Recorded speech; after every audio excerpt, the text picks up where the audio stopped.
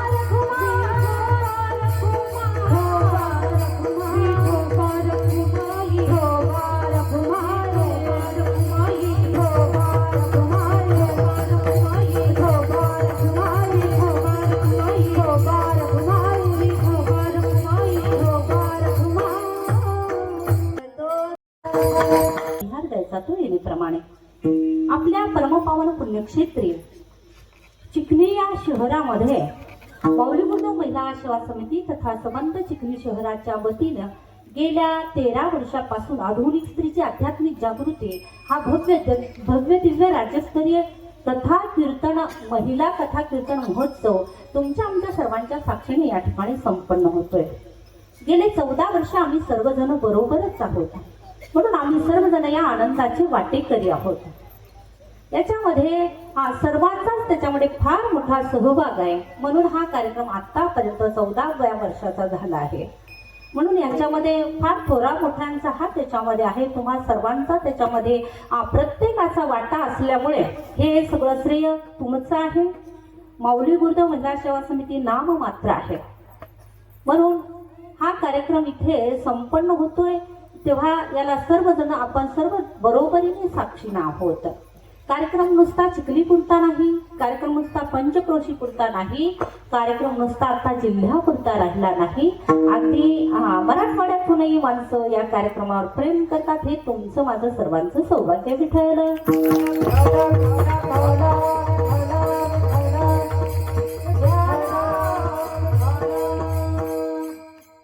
दरवर्षी तुम्हाला आणि त्या ठिकाणी ही सुंदर पारमार्थिक मेजवानी ही ही समिती तथा संबंधाच्या वतीने या ठिकाणी आपल्याला प्राप्त होते. यावर्षी आणि त्या ठिकाणी थोडा बदल जाणवला, पण मात्र बदल गोड होता, आहे का नाही?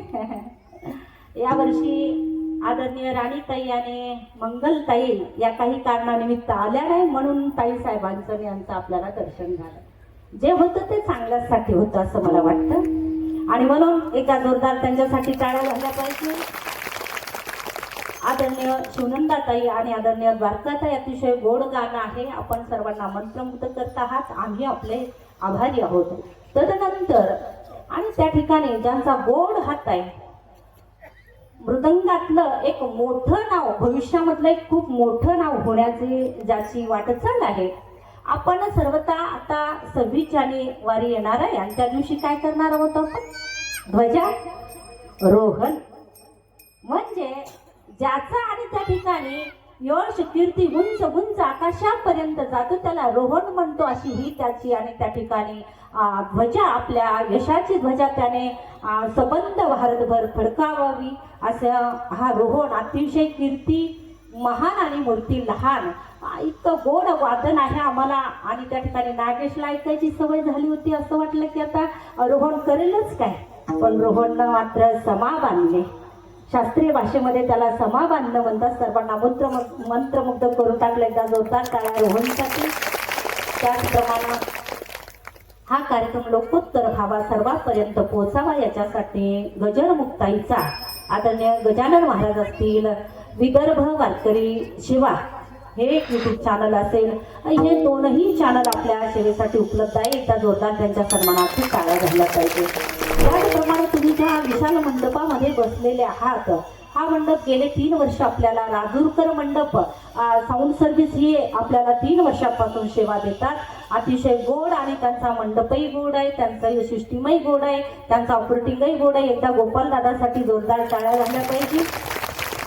त्याचप्रमाणे तुम्ही सुद्धा गोड आहे. आज सर्व वातावरण गोड आहे, फक्त करतो येण्यासारखा कीर्तनकार, एक आहे ना?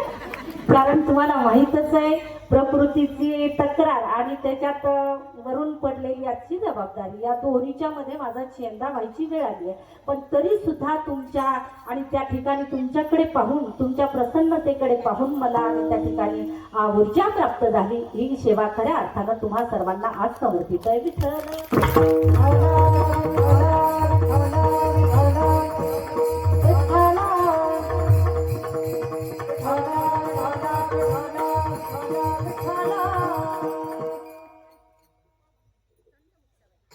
संत मुक्ताबाई हेही चॅनल आपल्या इथे आणि त्या ठिकाणी आहे. एकदा त्यांच्याही सन्मानार्थ टाळ्या वाजवा. आज फक्त टाळ्याच आहे, पाहिलं काही येत नाही. कारण तुम्ही म्हणाल कीर्तन एकाचं होतं म्हणून आम्ही आलो, नाही का? रुक्मिणीताईचं कीर्तन होतं म्हणून आम्ही एवढ्या बहुसंख्येनं आलो. तुम्हाला तर आम्ही ऐकतोय, दुपारी ऐकतोय, आणि कुठेही चिखलीमध्ये कार्यक्रम असलं तर आम्ही तुमचे श्रोते आहोतच. मग तुम्हाला काय पुन्हा पुन्हा, आणि म्हणून आले देवाजीच्या मनात. तो फार कुशल आहे.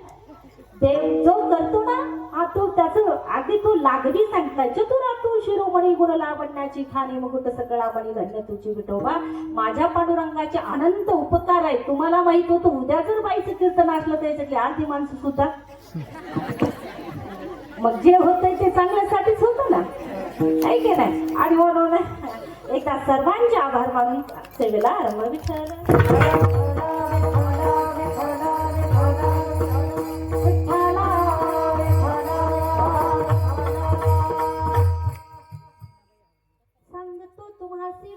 विठ्ठला नाही तरी गेला जन्म वाया, करिता बरोबरी दुरावसी दुरी भवाची पुरी वाहावसी. साधू संतांनी सर्वतोपरी आम्हाला उपदेशात्मक समजावण्याचा, सांगण्याचा प्रयत्न केला. त्याला कारणच आहे आमचं कल्याण व्हावं. रात्रंदिवस फक्त आणि फक्त समाजासाठी झटणारी जर जात कोणती असेल तर ती माझ्या साधू संतांची आहे. कोणताही संत तुम्ही घेतला तर केवळ जगत कल्याणाकरिताच त्यांनी आपलं जीवन व्यतीत केलेलं आहे. जगाच्या कल्याणा, जगाच्या कल्याणा, जगाच्या कल्याणा, संताच्या विभूती, जगाच्या कल्याण.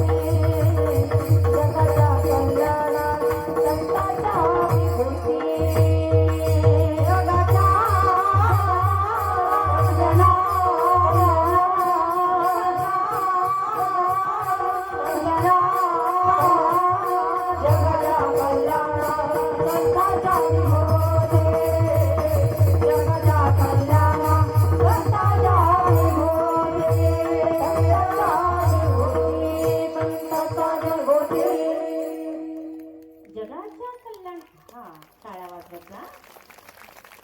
त्या आयराणी भाषा बोलणाऱ्या ताईंनी सांगितलं ना, कौतुक केलं पाहिजे. कलाकार कभी मरता नाही, तुझे जिंदा दफनाया जाता है असं म्हणतात. त्याला जर तुम्ही कबरमध्येही जर उकरून पाहिलं ना, त्याला वाटतं माझ्यासाठी कोणीतरी टाळ्या वाजवेल. तो कलाकाराला सर्वतोपरी सर्वात श्रेष्ठ पारितोषिक काय असेल तर आपल्या टाळीचा प्रतिसाद आहे. त्याची कला वृद्धिंगत व्हावी असं जर वाटत असेल ना, तर टाळी उदात्तपणे वाजली पाहिजे. विठ्ठल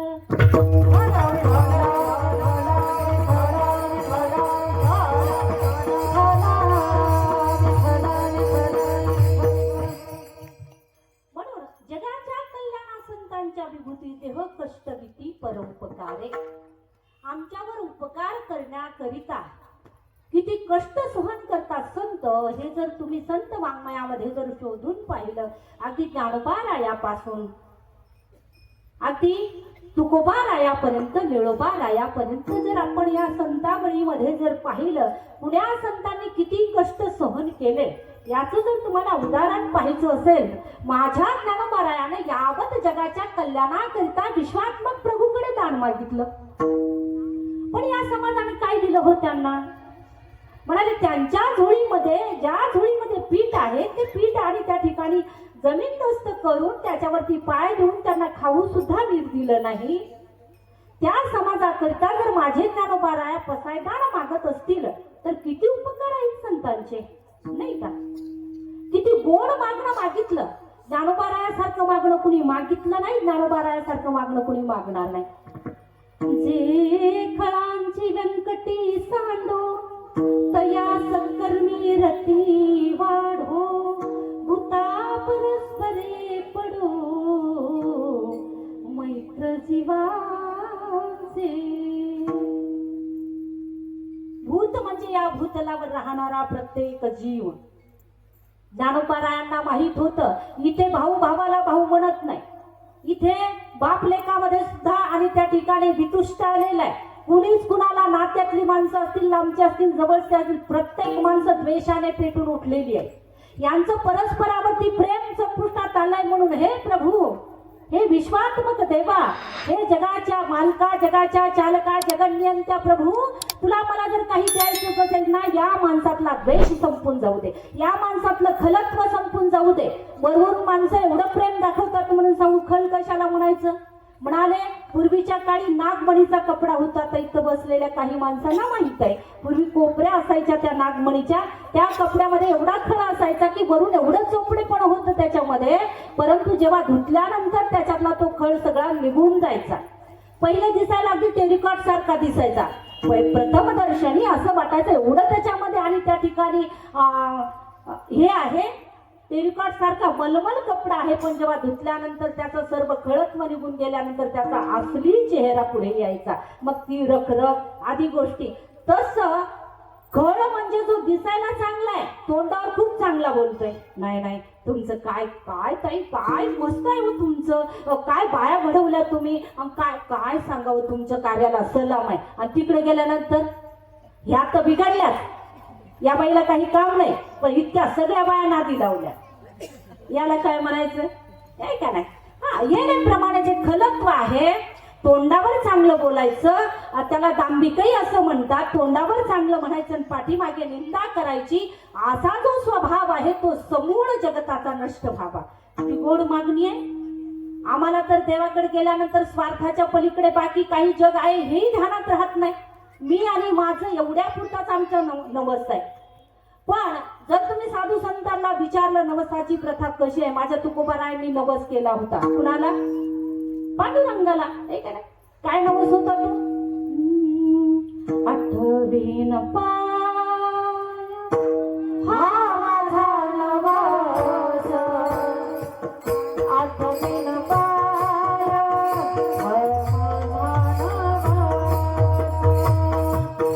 आठवीन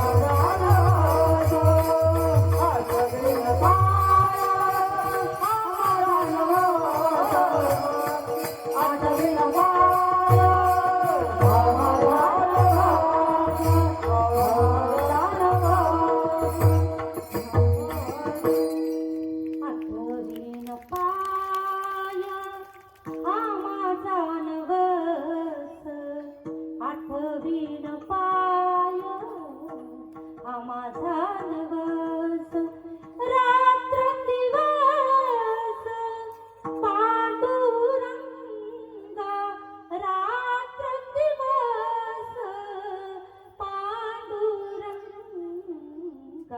आठवीन पाय हा माझा नवस आठवीन पाय हा माझा नवस मी तुझा त्या ठिकाणी रात्रंदिवस तुझ्या चरणाचं मला त्या ठिकाणी आठवण राहावं हा फार सुंदर नवस तुकोबाराया बोलतात. पहिली गोष्ट देवाच्या मंदिरात गेल्यानंतर आमच्या जवळ तेवढा वेळ नाही आहे का नाही तेवढा वेळ नाही. देव आणि त्या ठिकाणी विटेवर उभा राहिलाय दुरून पाहिलं तर बरं लोटा लाटीमध्ये त्याने कोणते कपडे घातले आज कोणता शृंगार केला एखाद्या दर्शनाला घाईने जाणाऱ्या माणसाला विचारा ना तुम्ही आज देवाने कोणता पोशाख केला होता. अहो म्हणाला आम्हाला कळलंच नाही मागे पुढे व्हा म्हणण्यामध्ये मागचे घुसे देत होते पुढचे आणि त्या ठिकाणी सगळी दाटीच झाली त्याच्यामुळे देव सुद्धा पाहायला मिळाला नाही. आम्हाला मंदिरात गेल्यानंतर तेवढी सुद्धा शांतता नाही किंवा आम्हाला तेवढा वेळ नाही की आम्ही देवाच्या पुढे जावं हात जोडावं आणि त्याला मागून घ्यावं. संतांनी किती चांगली वहिवाट लावून दिली. आम्ही संसार मागणारी लोक देव संतांनी सांगितलं की तुम्ही संसार मिळणारच आहे. संसार तुमच्या मुलाचं लग्न झाल्यानंतर मुलगा होणारच आहे देवाला मागायची गरज. आता हनुमंताला जर का सारखा नवस करत असाल तर हनुमंत म्हणतात तरी बाबा मीच अजून आणि त्या ठिकाणी मी ब्रह्मचारी माणूस मला जर तुम्ही नवसाचा पुत्र मागत असाल तर ही तुमची चूक होते है की नाही. मग कुठे काय मागावं हे सुद्धा आम्हाला कळत नाही. आम्ही सुखाच्या आणि एवढे आम्ही त्या ठिकाणी मोहग्रस्त झालो येणं प्रकारे आम्ही सुखी होऊ पाहतो पण आम्ही सर्व संसारी आहोत आणि संसार कुणाला सुखी होऊ देत नाही. बरं संसाराची एवढी भीषणता सकल साधू संतांनी वर्णन केली की म्हणाले तुम्ही ज्या संसारामध्ये राहता ना की हा माझा तो माझा बायको माझी मुलगा माझा नवरा माझा संपत्ती माझी सत्ता माझी या सगळ्या ज्या गोष्टी आहेत ना ज्याला आम्ही माझं म्हणतो ना या सगळ्या गोष्टी विनाशाला कारण आहेत. याच्यातली एकही गोष्ट आमच्या सोबत येणार नाही. आपण कथेमध्ये बोललो की सोबत येतात ते फक्त झालेले जीवावरचे संस्कार. तुम्ही या जन्मामध्ये काय केलं आणि पुढच्या जन्मामध्ये तुम्ही काय करणार आहात फक्त संस्कार बरोबरी येतात. संस्काराने आणि म्हणून आपण संस्काराकडे लक्ष दिलं पाहिजे. आपण संसारी माणूस आहोत. कामाच्या व्यस्ततेमध्ये जे आम्ही खऱ्या अर्थानं मुलाबाळावर संस्कार करायचे आहेत ते आम्ही करत नाही आणि म्हणून आज सर्वांना दुःखाला सामोरं जावं लागतं. संस्कार कधी करावे म्हणाले संस्कार करण्याची वय आहे. जोपर्यंत लेकरू तुमच्या आधी नाही तोपर्यंत लेकरू तुम्हाला त्याला चांगल्या वाईटाची तुम्ही जाण करून द्या. तुम्ही म्हणाला असं कसं एवढ्या लेकराला काय कळणार आहे चला मदालसेकडे. संस्कार कसा करावा आमच्या धर्मशास्त्राने सांगितलंय की आपण संसारी आहोत. संसार जर सुखाचा करायचा असेल तर त्याच्यासाठी संस्कार फार महत्वाचे आहेत. मदालसा नावाची आई इतिहासाला विचारून बघा पाळण्यामध्ये मला सांगा लेकरू किती वर्षापर्यंत राहते किती वर्षापर्यंत राहत नाही म्हणलं 6 महिने राहत नाही लेकरू पाळण्यामध्ये. त्या 6 महिन्याच्या आत आपल्या बाळावर संस्कार करणारी ती आई मदालसा. ज्ञानोबा युगात कुणाचं वर्णन करू शकत नाही. ज्ञानोबा म्हणतात पर्यंते मदालसा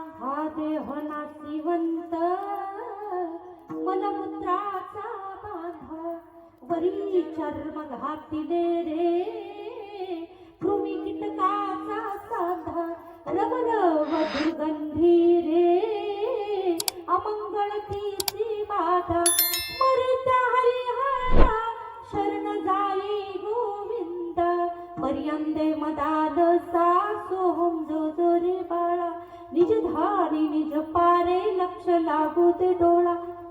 कितव्या वर्षी आणि त्या ठिकाणी उपदेश केला? वयाच्या 6 महिन्याच्या आत. पाळण्यातल्या बाळाला जर माता उपदेश करू शकते तर आमची ही उपदेशाची परंपरा, संस्काराची परंपरा फार जुनी आहे, नाही का?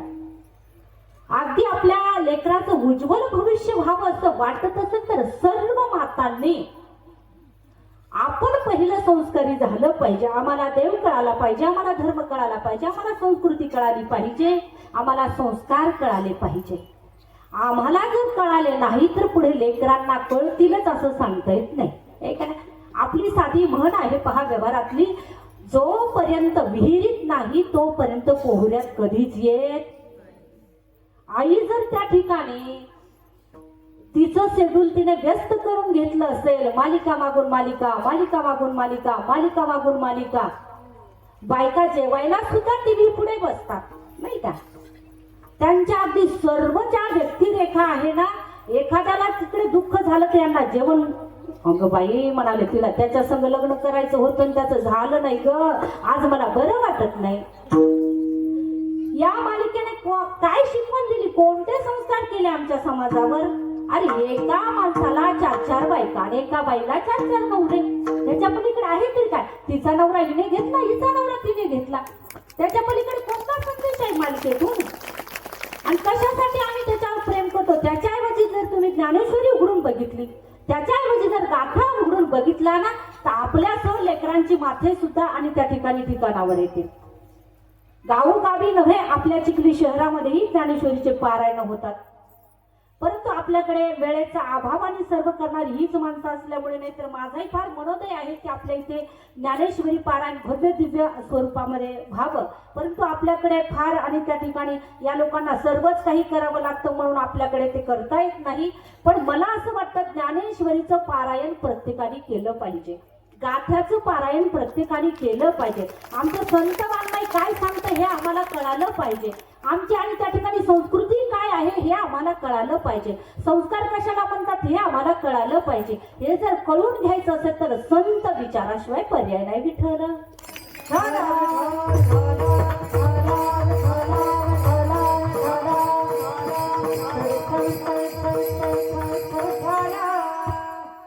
तुम्ही जर गावोगावी गेलात तर गावोगावी असं आहे, बहुसंख्य ज्यांच्या अवयवांनी साथ सोडली अशी माणसं कीर्तनाला असतात.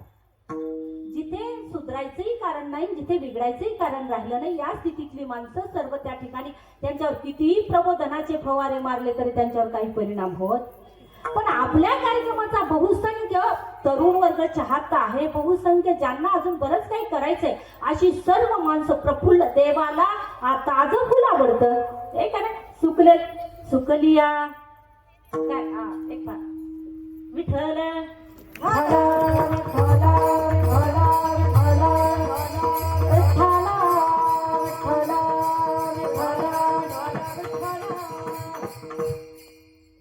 फूल सुकल्यानंतर माझे नाथ बाबा म्हणतात की ओस फुल देठी, आहे का नाही? आयुष्या शेवटी देह तैसा. आणि त्या ठिकाणी शेवटच्या याच्यावर गेल्यानंतर तुम्ही सुधरू शकत नाही, तुम्ही बिघडू सुद्धा शकत नाही. कारण तुम्हाला सांगतात गंज आरडू आरडू महाराज लोक, बाबा आता राम म्हणा, बाबा आता राम म्हणा, पण आता मुखाने राम म्हणता येत नाही. लांब लांब लांब लांब लांब लांब लांब म्हटल्यानंतर देव लांब जाणार नाही तर काय होईल? म्हणून इथे बहुसंख्य तरुण आहे. आता तरुण आहेत पण मला असं वाटतं की धरून आणलेला तरुण इथे एकही अगदी स्वखुशीने आलेले तरुण आहेत. नाहीतर तुम्ही पाहिलं तर तरुणांची व्याख्या अशी आहे, ज्याला आणावं धरून त्याला म्हणावं तरुण. पण इथे मात्र सर्वजण आपोआप आलेले आहे, ही या कार्यक्रमाचं यश आहे. या तरुणांच्या हातामध्ये मला तुम्हाला विचारायचंय, माझ्या ज्ञानोबारायांनी ज्ञानेश्वरी कितव्या वर्षी लिहिली? कोणाला म्हणताय? 16व्या वर्षी. ठीक आहे. आमच्या हातात ज्ञानेश्वरी आल्यानंतर आम्हाला कितवं वर्ष लागतंय?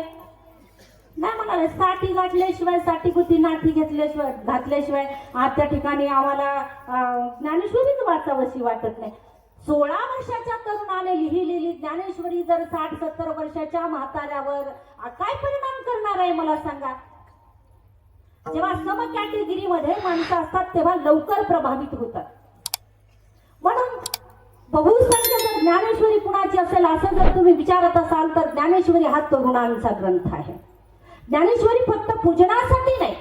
ज्ञानेश्वरीने काय सांगावं तुम्हाला, ज्ञानेश्वरीमध्ये असं एकही हे नाही की ज्ञानोपारायणे सर्व गोष्टीचं त्या ठिकाणी आणि सर्व गोष्टीची विधानं दिलेली आहे. सर्वात तुम्हाला आणि मला उपकारक एक ओवी घातली ज्ञानोपारायणे. ज्ञानेश्वरीमध्ये 9000 आणि त्या ठिकाणी ओव्या आहेत. पण या ओव्यामध्ये एक ओवी नामदेव राया म्हणतात तुम्हाला नाही ज्ञानेश्वरी सकल वाचणं झाली ना तर एका ओवीचा अभ्यास तुम्ही केला पाहिजे. कोणती ओवी आहे ती? एका ओवीने सगळ्या जगाचं दुःख हरण करण्याची ताकद त्या ओवीमध्ये आहे. अशी एक ओवी ज्ञानोपारायणे ज्ञानेश्वरीमध्ये घातली आहे. एक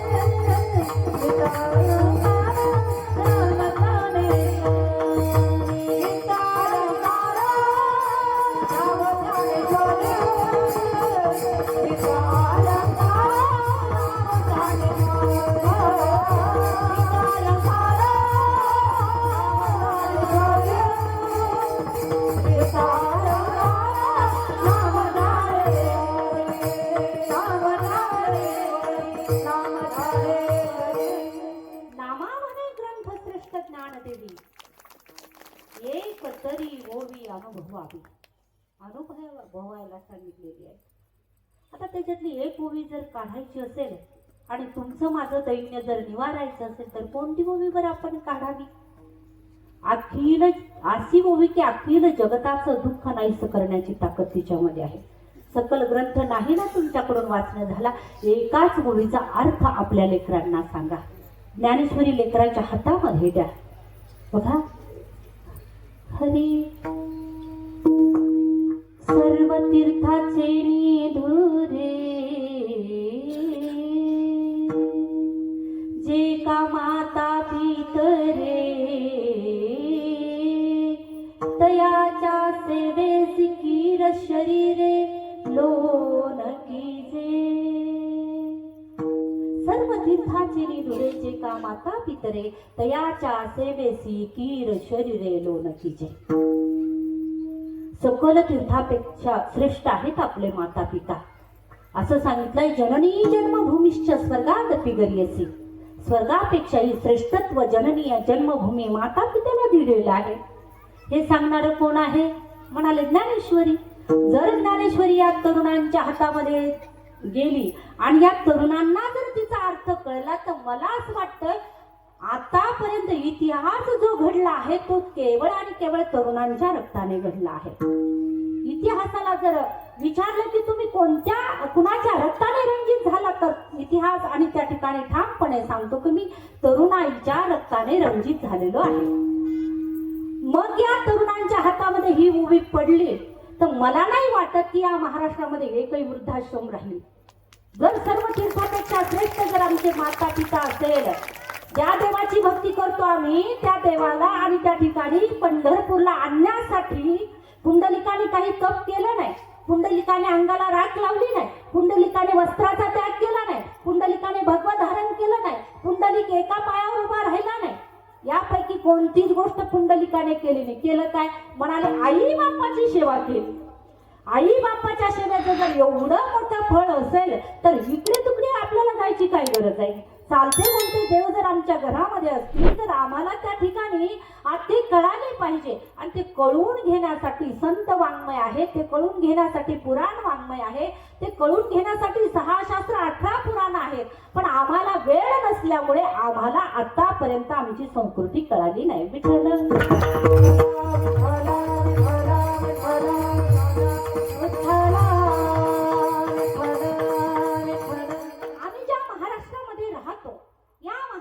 संतांची भूमी असं म्हटलेलं आहे. आता तुम्ही जर उत्तर प्रदेशामध्ये गेलात तर त्याला देवभूमी असं म्हणतात. पण या महाराष्ट्राचा लौकिक नुसता संतामुळेच वाढला असं नाही. संत होते तिथे देवालाही यावं लागलं. हरी जंबू या द्वीपमाची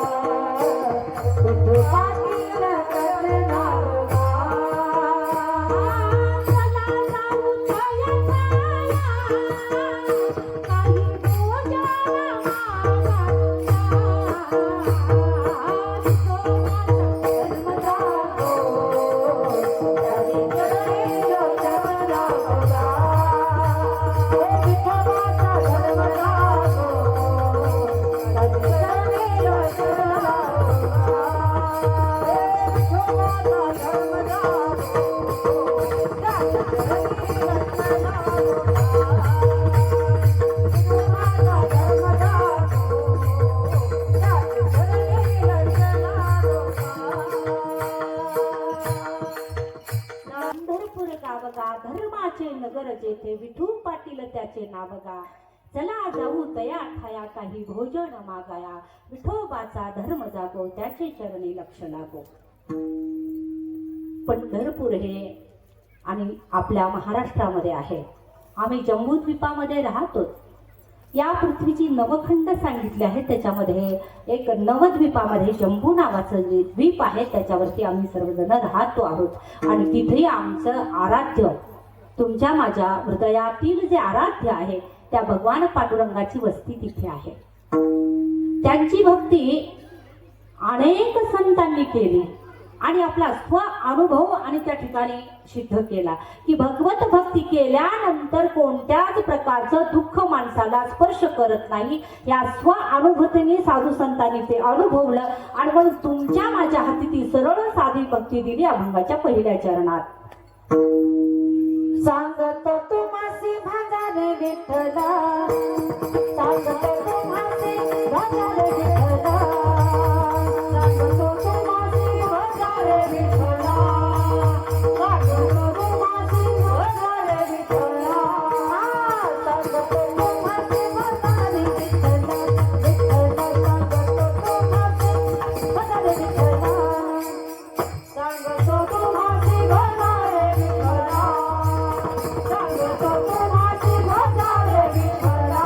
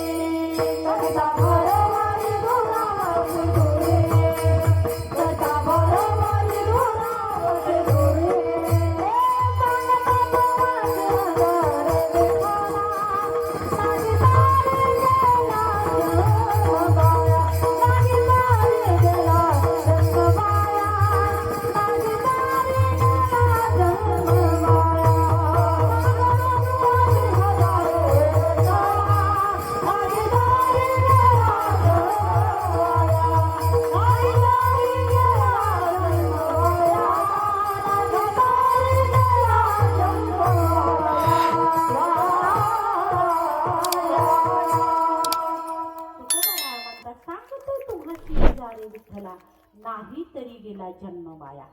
आम्ही मनुष्य म्हणून जन्माला आलो.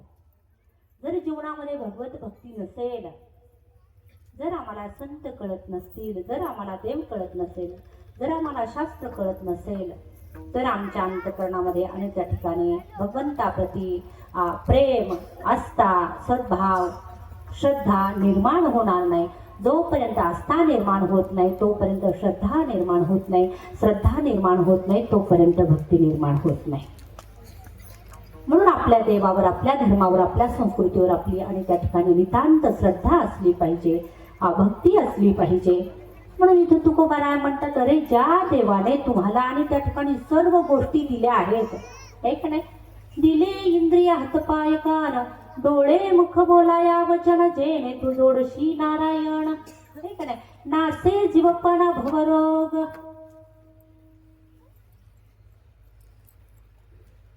म्हणून त्याने हे संबंध शरीर दिलं आहे, तरी सुद्धा तुकोबाराय प्रश्न विचारतात, तू त्या देवाची का आठवण करत नाहीस? एवढं सगळं त्याने देऊन सुद्धा तू कृतज्ञ कसा निघालास? त्याची भक्ती का करत नाही? म्हणून वारंवार सांगतात की हे शरीर अतिशय त्या ठिकाणी नाशवान आहे. तू जर त्या देवाची भक्ती केली नाही ना, काही ठराविक काळामध्येच भक्तीला आपल्या मनामध्ये फार सुंदर आणि त्या ठिकाणी गोड संकल्पना आहे तुमची माझी सर्वांची, म्हणाले परमार्थ म्हातारपणीच करावा लागतो, तरुणपणी करायला चालत नाही.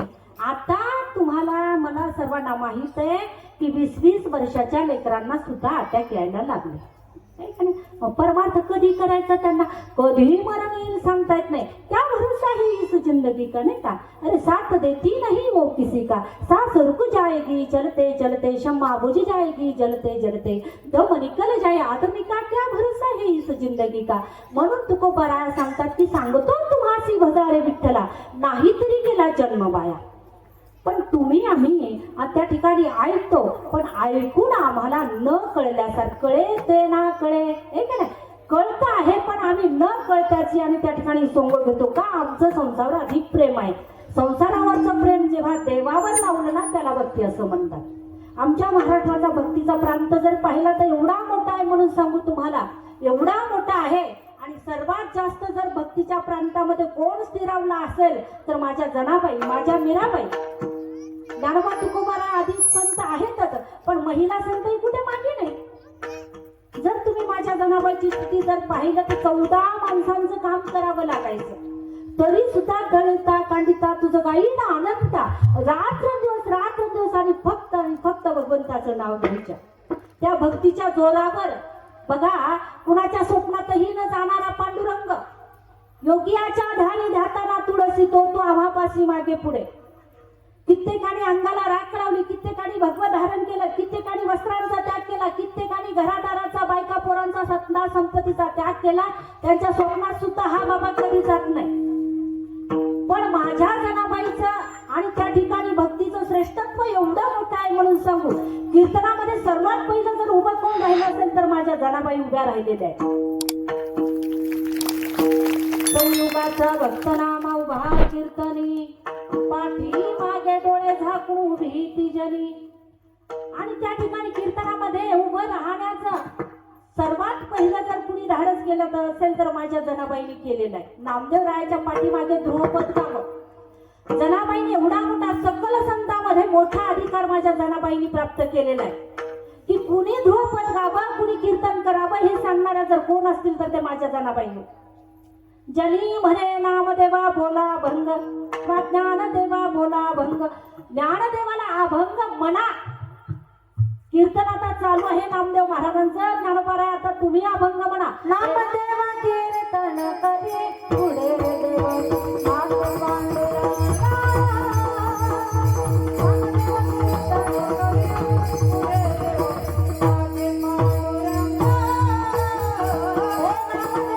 कीर्तन करे पुढे देव, नाथ पांडुरंगा. नामदेवा कीर्तन करे पुढे देव, नाथ पांडुरंगा. नामदेवा कीर्तन करे पुढे देव, नाथ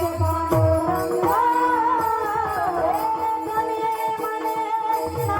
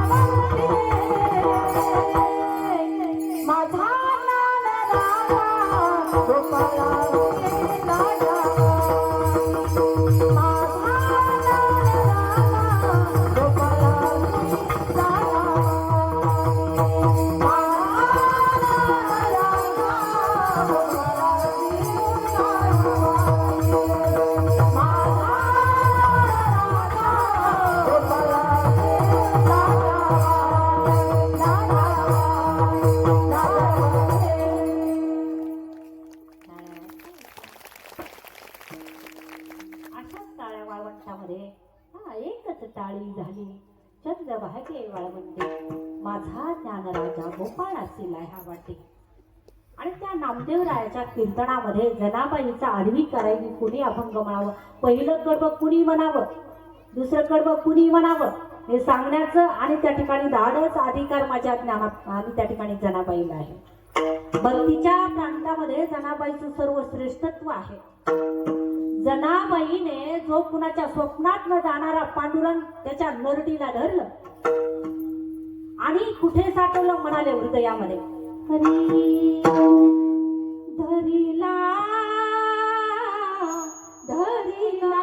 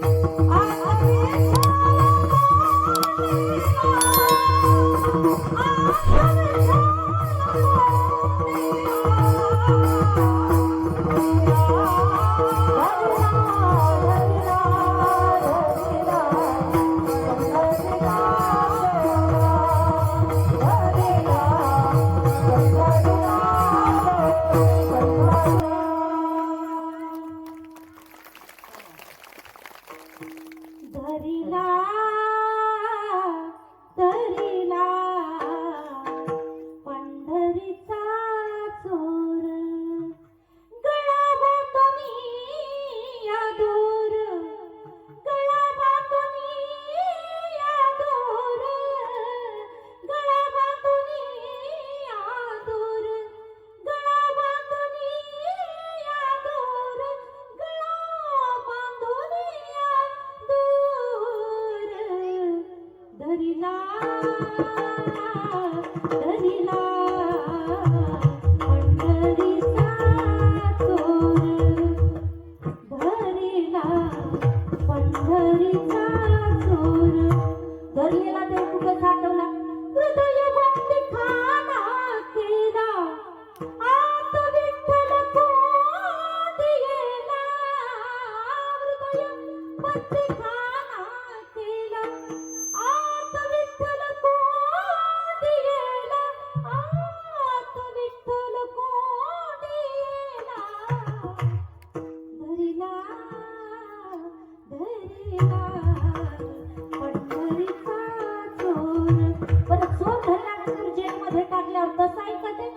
शिक्षा करावी लागते ना. मग जनाबाईनं कोणती शिक्षा केली?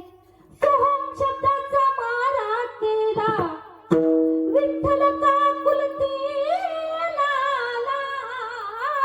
सोहम शब्दाचा मारा केला, विठ्ठल काकुलतीला आला. विठ्ठल काकुलतीला आला. धरिला धरिला पंढरीचा चोर. धरिला पंढरीचा चोर. जनाबाई सारख्या संत सकल संतांनी देवाचं शासन मान्य केलं. ठेविले आनंद तैसेची राहावे, चित्ती असू द्यावे समाधान. सकल संतांनी देवाचं शासन मान्य केलं, पण माझ्या जनाबाई मान्य करत नाही. माझ्या जनाबाईने देवाच्या न्याय व्यवस्थेवर सुद्धा बोट ठेवावं एवढा अधिकार आहे त्यांच्याकडे. अरे धुंद झाला तुझा दरबार,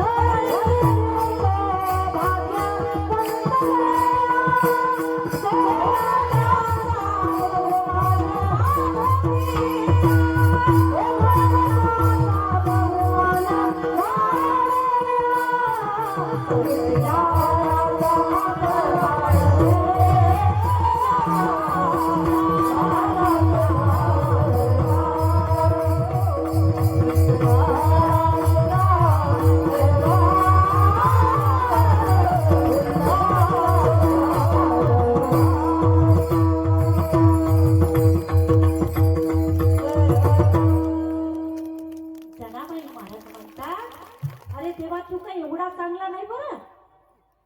तू पुराण प्रसिद्ध चोर आहे.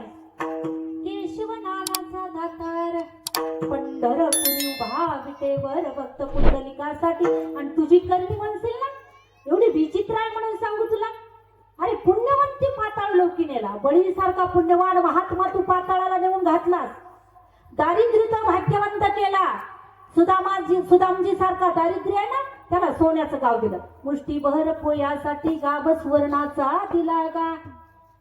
म्हणून जनाबाई आक्षेप घेतात देवावर.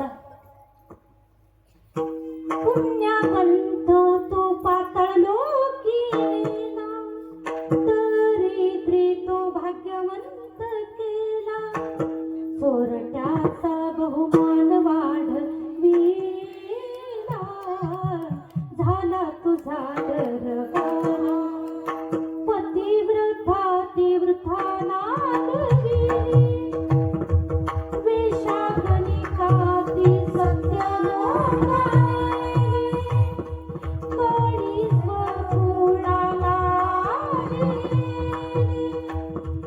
यादवंता ही गोष्ट करी नाही. झाला तुझा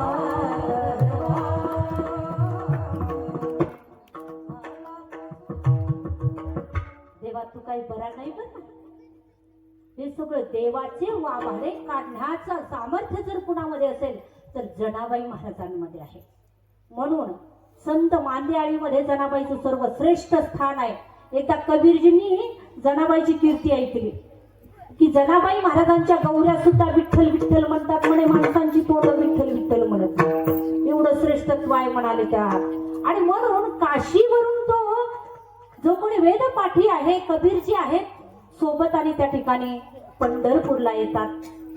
तिथं आल्यानंतर पाहिलं जनाबाई भांडतात आहे.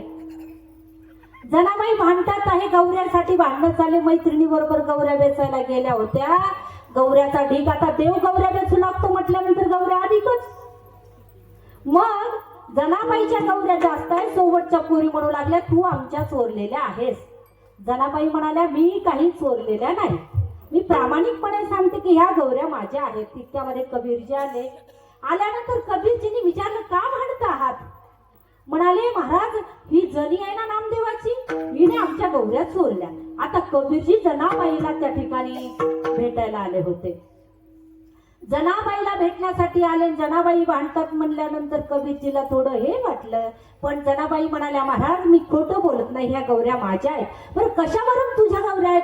म्हणाले तुम्ही प्रत्येक गौरी घ्या, कानाला लावा, माझ्या गौरीतून जर विठ्ठल विठ्ठल निनाद उमटत असेल ती गौरी माझी. आता आणि त्या ठिकाणी कबीराने कानाला लावावं, प्रत्येक गौरीतून विठ्ठल विठ्ठल विठ्ठल विठ्ठल विठ्ठल असा नाद यावा. असा ध्वनी आल्यानंतर कबीराने ती गौरी जनाबाईच्या खात्यात जमा करावी. सकल गौऱ्या ज्या आहेत जनाबाईच्या निघाल्या. कबीरजींना महात्म्य पटलं. संत कबीराने नामदेवाचा मान डोलू लागला. संत कबीराने नामदेवाचा मान डोलू लागला. मान डोलू लागला. विठ्ठल विठ्ठल जनाबाईला गौऱ्या होऊ लागला. विठ्ठल विठ्ठल जनाबाईला गौऱ्या होऊ लागला. विठ्ठल विठ्ठल जनाबाईला गौऱ्या होऊ लागला. विठ्ठल विठ्ठल जनाबाईला गौऱ्या होऊ लागला. संत कबीराने नामदेवाचा मान डोलू लागला. संत कबीराने नामदेवाचा मान डोलू लागला. विठ्ठल विठ्ठल जनाबाई गौऱ्या होऊ लागला. विठ्ठल विठ्ठल जनाबाईला गौऱ्या होऊ लागला. विठ्ठल विठ्ठल जनाबाईला गौऱ्या होऊ लागला. विठ्ठल विठ्ठल जनाबाईला गौऱ्या होऊ लागला.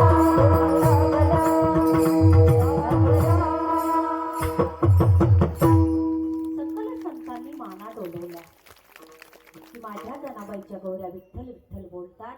जेव्हा कबीरजीने संत भोजनासाठी कमालाचं शीर त्या ठिकाणी वाण्याच्या दुकानामधून कापून आणलं, चोरी करायला गेले, ओळखू येऊ नये म्हणून पुत्राचं शीर काढून आणलं.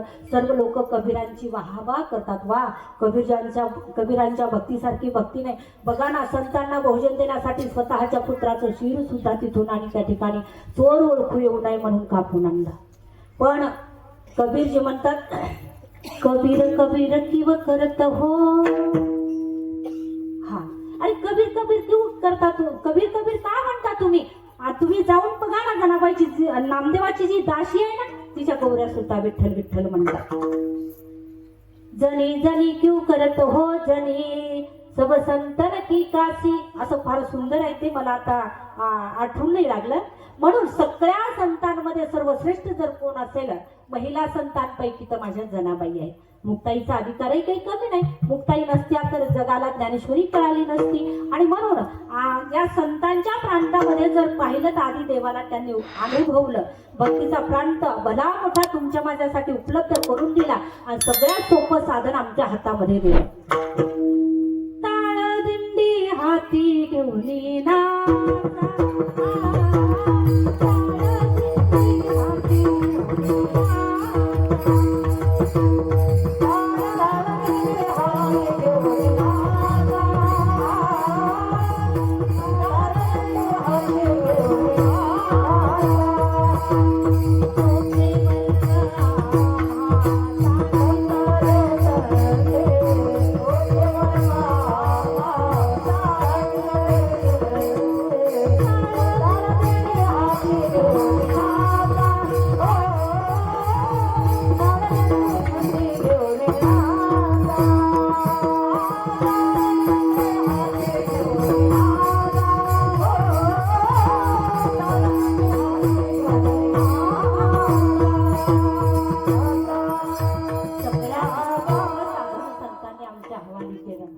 म्हणून संतांच्या आमच्यावर अनंत उपकार आहेत.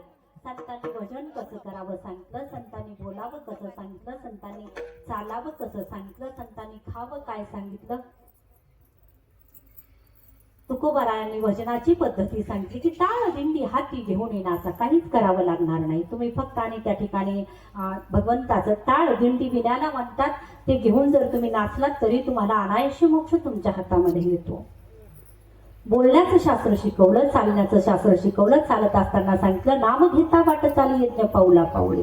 प्रत्येक आणि त्या ठिकाणी तुम्ही जर प्रत्येक पावलाला भगवंताचं नाम घेत असाल ना तर तुम्हाला यज्ञाची प्राप्ती होते किंवा ते पुण्य प्राप्त होतं. ही सकल शिकवण आम्हाला साधू संतांची आहे. पण आम्ही संसाराची बरोबरी करण्यामध्ये आम्ही संतांचं ऐकलं नाही म्हणून देवाची आमची दुरी वाढत चालली. म्हणून तुकोबाराला कळवळा आला, अरे बाबा भजनाला लागा, भजन करा. अरे तुम्हाला जर संसारातून तरुण जायचं असेल, अरे या संसारातून तुम्हाला पुन्हा पुन्हा जन्माला यायचं नसेल, पुन्हा पुन्हा मरायचं नसेल ना तर तुम्ही एकच करा, काय करा, अंतःकरणामध्ये भाव ठेवा आणि माझ्या पांडुरंगाचं भजन करा आणि शेवटच्या चरणी काही न लगे का, काही न लगे